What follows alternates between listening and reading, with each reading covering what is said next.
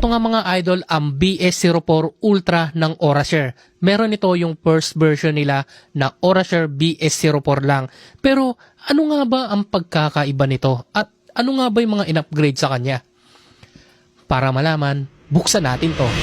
Sa unang tingin nga, halos wala silang pagkakaiba. Parehong-pareho talaga yung design nila. Pero ito yung napansin ko, leather na yung ginamit nilang hawakan. At naka-emboss na rin yung mismong name ng Aurashare dito. At ito, pinas-forward ko na para walang paligoy-ligoy. Sa totoo lang, mahirap talaga siyang baklasin. Unang-una, check natin yung battery. Ganito rin yung nakalagay sa kanya. 4,000 mAh at ang bawat isa ay 2,000 mAh. Sa lumang version nito ay hindi nakasulat kung ilan yung capacity. Pero dito nakalagay na. At pareho din silang may BMS. Upgraded na rin yung mga boto na ginamit sa kanya. 3 ohms na may 15 watts naman yung speaker niya. Hindi katulad ng dati na 10 watts lang. Kaya naman mas malakas ang speaker ng Ultra dahil mas pinalaki rin yung speaker nito. At dahil nga mas pinalakas siya, mas pinarami rin yung kanyang pyesa para sa proteksyon nito. Parehas din silang may dalawang ampli. Pero sobrang laki talaga ng pagbabago sa pag-upgrade nila dito sa Ultra. May sarili na kasing power supply yung mga input niya sa SD card at jack. At nakahiwalay naman dito yung kanyang Bluetooth IC. Parehas lang naman sila maganda pero magkaiba ng presyo at quality. Kung gusto mo ng ganitong speaker, i-check mo na lang to dyan sa may yellow basket. Salamat!